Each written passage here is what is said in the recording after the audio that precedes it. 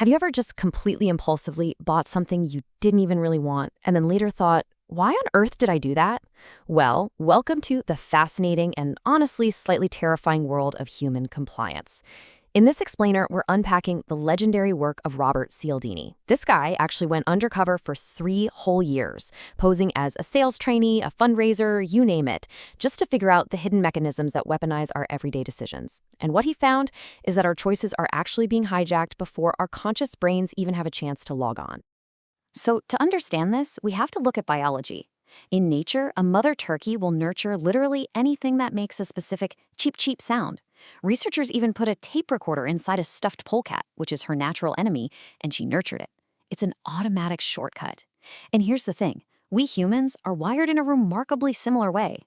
Our world is just too complex to carefully analyze every single tiny decision, so we rely on cognitive efficiency. We use our own mental shortcuts, like automatically assuming expensive equals good, or if they're an expert, they must be trustworthy. And this brings us right to the absolute core of our explainer, the click-whir response. Think of it like a pre-recorded tape in your brain.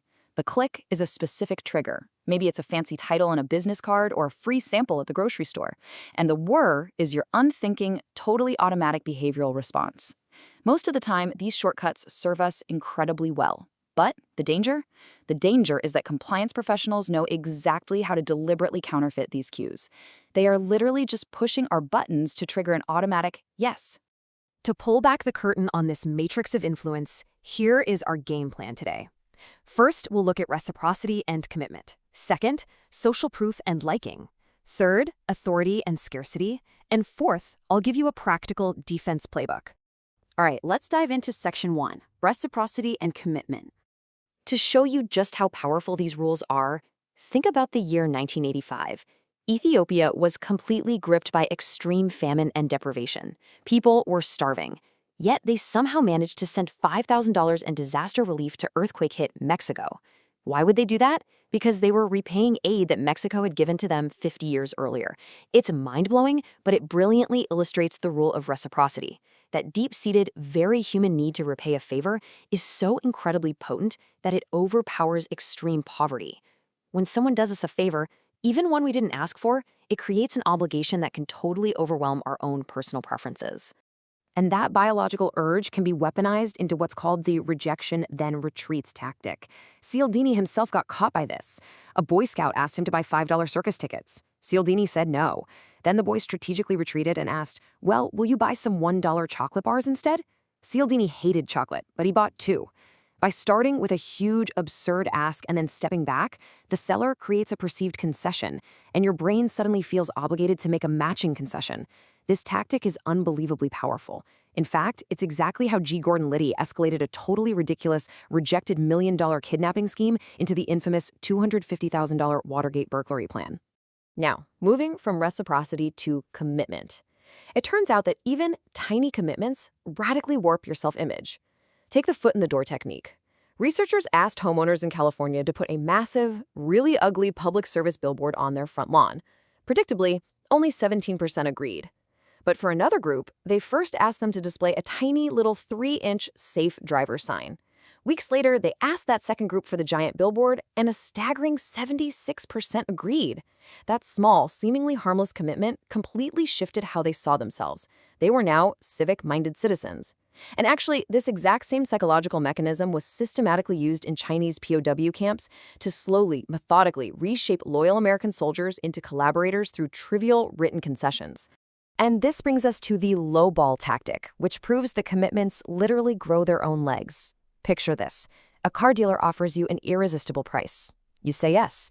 Over the next 24 hours, you build up all these fresh internal justifications. You love the color, the handling, you can't wait to show it off. Then, boom, the dealer suddenly discovers an error that raises the price. But you stay. Why? Because you've already internalized a dozen new reasons to buy it. There was this incredible study in Iowa where researchers offered homeowners free publicity if they conserved energy. The homeowners stepped up and saved huge amounts of gas. But when the researchers totally removed that original publicity incentive, the homeowners actually saved even more energy. Their decision was now completely propped up by their own newly invented reasons. Okay, let's move right along to section 2, social proof and liking. We need to talk about a truly haunting event from 1964. 38 neighbors in Queens watched Kitty Genovese being attacked over a span of 35 minutes, and not a single person called the police. For decades, the media blamed the cold apathy of modern city dwellers. But the truth is actually much stranger, and it points to a terrifying psychological glitch in how we read crowds during emergencies. That glitch is called pluralistic ignorance. In any kind of ambiguous situation, everyone immediately looks to everyone else for cues on how to act. And because everyone is secretly looking around rather than reacting, everyone appears calm. So the group collectively misinterprets that inaction as solid proof that nothing is actually wrong.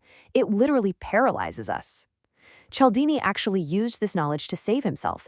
When he was in a dazing car crash, he remembered this phenomenon, bypassed the paralyzing crowd, and pointed directly at specific individuals. He said, "You in the blue shirt, call the police. You, pull over." He assigned specific tasks and instantly shattered that diffusion of responsibility. The numbers on this are just chilling. If a person has a seizure, they receive help 85% of the time if there is only a lone bystander present. But if there are 5 bystanders, that help rate plummets to 31%. Think about that. You are statistically way safer with a single witness than with a crowd, simply because we unconsciously use the behavior of others to dictate our own. And this herd mentality extends into our darkest decisions. It's called the Werther effect. Basically, within 2 months of a highly publicized front-page suicide story, an average of 58 additional people take their own lives. It's a tragic, unconscious copycat effect. And this similarity matching proves that social proof is absolute dynamite when we observe people who resemble us. If a young person is in the headlines, subsequent single-car crashes spike among young drivers. If it's an older person, older drivers perish. We unconsciously copy those we view as similar, which is a massive piece of the puzzle in understanding mass tragedies like Jonestown. This herd mentality also perfectly fuels the liking principle. Obviously, we say yes to people we like, but the ways we decide who we like operate completely under the radar. Did you know that physically attractive political candidates receive 2.5 times more votes, even though voters aggressively deny that appearance played a role? And flattery? It works like a charm even when we know the flatterer is just trying to get something from us. But the ultimate masterclass here is the Tupperware party. The real persuader at a Tupperware party isn't the salesperson. It's your friend who is hosting it. The social bond, the shared background, the friendship, it totally hijacks the merits of the actual deal, driving twice as many purchases as actual product preference. All right, moving into part 3, authority and scarcity. You've probably heard of the Milgram experiment. It's easily psychology's most disturbing result. Ordinary volunteers were directed to administer electric shocks to a screaming stranger in another room. Every single participant went up to 300 volts, which was the point where the victim desperately demanded to be released. And a staggering 67% went all the way to the maximum, completely lethal 450-volt level. Why would normal people do this? Simply because a researcher wearing a lab coat told them to continue. That's it. A simple uniform is enough to completely bypass our moral compass. And if you're sitting there thinking, well, that only happens in a controlled lab, look at this real-world hospital study. An unknown person phoned in, claimed to be a doctor, and ordered nurses to administer double the maximum safe dosage of an unauthorized drug. An astonishing 95% of the nurses headed straight to the medicine cabinet to comply. This perfectly proves that titles and uniforms alone trigger absolute, unthinking obedience, even when there's zero real expertise or verification backing them up. So let's shift from the heavy weight of authority to the sheer panic of scarcity. Why do things like limited number tactics and those ticking countdown timers on websites wield such immense power over our wallets?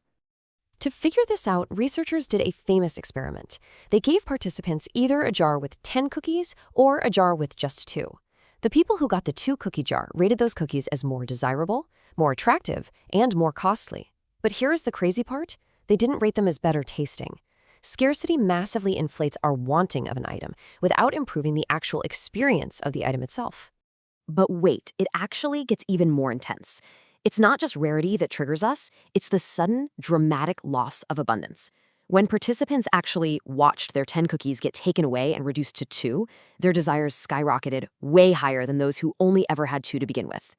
It's called psychological reactance, our almost violent drive to reclaim a threatened freedom.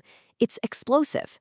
It's exactly why inconsistent parenting causes major rebellion, why the Romeo and Juliet effect intensely amplifies forbidden young love, and why sudden reversals in political prosperity spark massive historical events, like the total collapse of the Soviet coup. Okay, final section. We've seen the traps, now let's look at your defense playbook. By following a few specific steps, you can actually intercept that automatic click-whir response before it ruins your day. First, listen to your body. Tune into your physical signals, like that weird tightening in your stomach when you're being pushed too fast into a decision. Second, if you feel a sudden, unexplainable rapport with a stranger trying to sell you something, consciously step back and separate the seller from the product. Judge the deal totally on its own merits.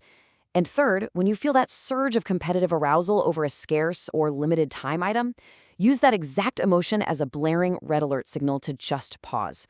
Ask yourself, am I buying this to actually use it, or do I just want to own it so someone else can't? So the absolutely crucial takeaway from this whole explainer is a major shift in perspective. Our mental shortcuts, our quick decision heuristics, they aren't character flaws. They're incredibly necessary, highly efficient tools that we desperately need to survive in a complex world. Persuasion itself isn't the enemy. The real enemy is the compliance professional who deliberately counterfeits those natural triggers to manipulate you. You have every right to defend your mental shortcuts. I'm going to leave you with this final thought. The asymmetry of this knowledge now completely favors you, the newly aware target. Recognizing the game fundamentally changes the odds, permanently. So the very next time you feel that false sense of obligation creeping in, or you see an artificial countdown timer ticking away on a screen, how are you going to harness this new awareness to rewrite your automatic responses and take back control of your very next decision?